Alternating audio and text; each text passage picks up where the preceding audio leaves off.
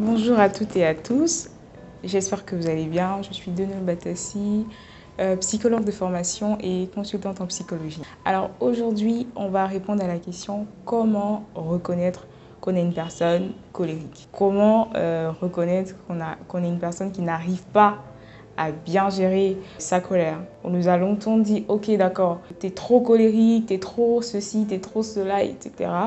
Donc aujourd'hui, on va aborder la question pour qu'ensemble, on puisse découvrir quelles sont les manifestations d'une personne qui est dite colérique. Il faut savoir que la colère est une émotion normale. En tant qu'être humain, en tant que personne, en tant qu'individu, c'est normal de ressentir de la colère parce que la colère est une émotion de base, comme la joie, comme la tristesse, comme la surprise, comme le dégoût, comme la peur. Donc la colère, à la base, c'est une réaction brusque, intense, passagère, donc une émotion, une réaction brusque, intense, passagère en réponse à un stimulus. Donc un stimulus qui peut être un événement, qui peut être une personne, voilà, quelqu'un qui vous a mal parlé, ok d'accord, vous êtes fâché, vous êtes mis en colère. Une frustration ressentie peut susciter de la colère. Un sentiment d'injustice peut susciter de la colère. Parfois même un sentiment de peur peut susciter de la colère. On peut se mettre en colère, en réalité, pour masquer notre peur. Donc à la base, la colère n'est pas... Il ne faut pas s'affoler lorsqu'on se met en colère. C'est normal pour tout être humain, pour tous les individus, de se mettre en colère. Sinon, on se demande est-ce que vous êtes humain. Maintenant, le problème, il se situe au niveau de la permanence de la colère. Qu'est-ce que j'entends par permanence de la colère? C'est-à-dire que votre colère, elle n'est pas du tout passagère. Parce qu'une émotion, on l'a dit tout à l'heure, est une réaction brusque, intense et en même temps passagère, en réponse à un stimulus.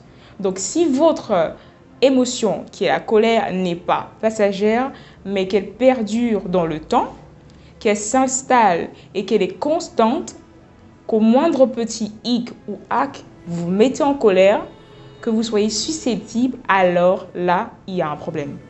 Alors à ce moment, on peut dire de vous que vous êtes une personne colérique. Parce qu'il y a cette susceptibilité, cette promptitude à la frustration. Vous n'avez pas besoin de forcément grand-chose pour être frustré ou pour vous mettre en colère. Là, il commence à avoir un problème.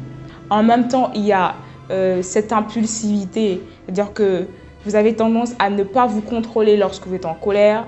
Vous avez tendance à dégainer tout de suite, à insulter tout le monde, à frapper tout le monde lorsque vous êtes en colère, ou bien lorsqu'il y a quelque chose qui vous a frustré ou qui vous a gêné. Là, on peut dire de vous que vous êtes une personne colérique. En même temps, vous êtes une personne qui refuse totalement les critiques. Lorsqu'on vous dit « Ok, t'as fait ça, c'est pas bon », lorsqu'on te dit « T'as déplacé cette assiette-là, etc. » Lorsqu'on vous fait la moindre critique, vous n'êtes pas du tout d'accord, là, il y a un problème. Ça peut montrer que vous êtes une personne colérique qui n'arrive pas à gérer sa frustration, qui n'arrive pas à gérer sa colère. En même temps, il y a l'agressivité.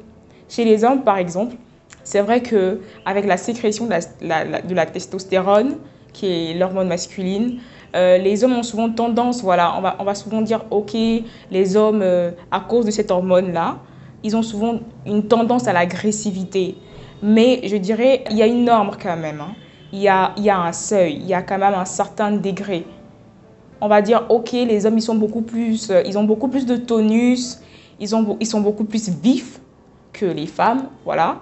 Mais on peut quand même reconnaître lorsqu'un homme, lorsque c'est plus l'effet de la testostérone seulement, lorsqu'il y a un problème de gestion de colère, on peut le reconnaître. Oui, on peut le voir. C'est vrai que chez les femmes aussi, ça va se manifester parfois, de même que chez les hommes, par l'agressivité, parfois aussi par l'agressivité verbale. On a une femme qui ne saura peut-être pas se contrôler ce qu'elle va dire lorsqu'elle est en colère.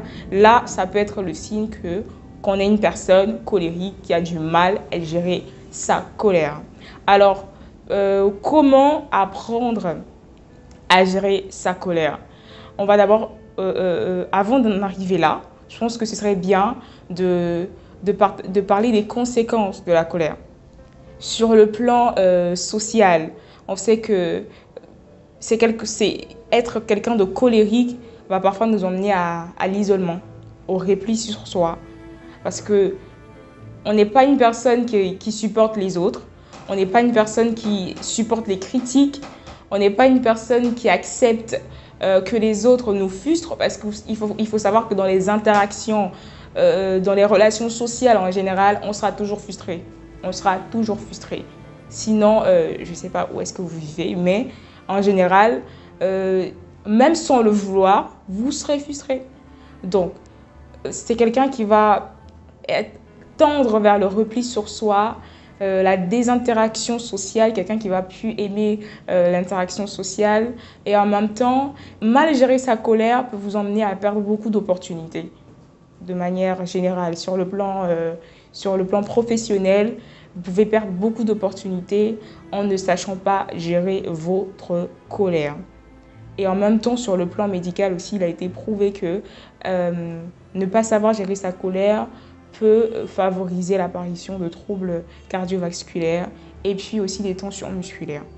Donc, comment apprendre à gérer sa colère? En tant que psy, les astuces que je pourrais vous donner pour apprendre à gérer votre colère, ce serait d'abord d'identifier ce qui vous met en colère.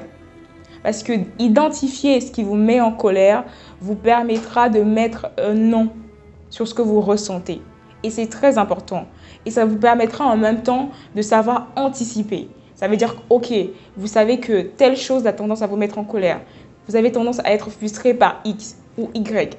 Ça vous permettra d'anticiper sur cet événement ou alors de fuir, entre guillemets, les situations qui peuvent vous emmener à une explosion de colère. De la même manière, je vous conseillerais aussi, si vous vous sentez dépassé par votre colère, de consulter un professionnel.